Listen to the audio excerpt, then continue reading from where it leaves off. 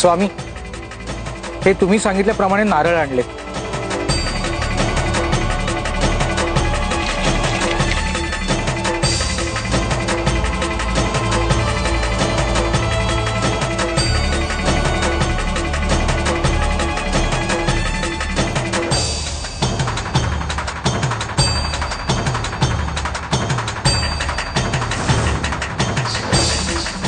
बाळा, एक काम कर, धर्मशाळेचा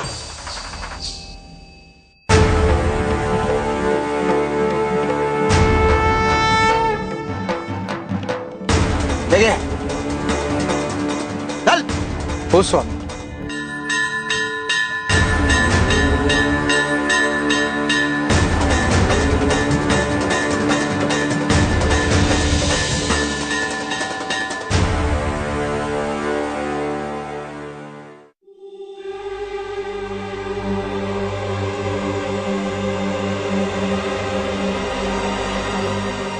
गजानन भाऊ, हे बघा, मला तुमचं काहीच ऐकायचं नाहीये. मी आधीच खूप त्रासलोय.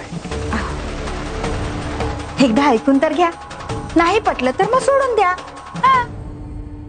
ठीक आहे, बोला.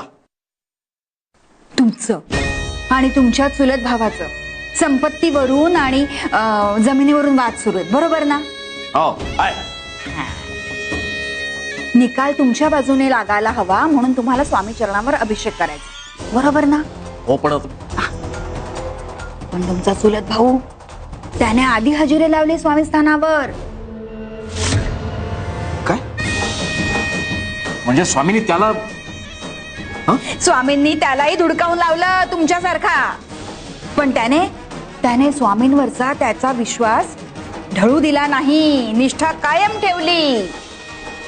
त्याने काय केलं माहितीये का? स्वामींची मूर्ती घेतली आणि त्याच्यावर अभिषेक करायला सुरुवात केली. पण हे स्वामींना मान्य झालंच. आता स्वामी त्याच्यावर प्रसन्न होणार. हे असं होऊन चालणार नाही. नाही नाही, अजिबात नाही. असं होऊन चालणार नाही. ही सगळी संपत्ती जमीन मला मिळवायची होती म्हणून मी स्वामींची भक्ती करत होतो. नाही नाही, असं करून जमणार नाही. आता कसं करायचं? आता काय करायचं? अहो, त्यासाठीच तर मी इथे आले. मी सांगते तसं कराल? काय काय करायचं? आले उत्तर घेऊन येते.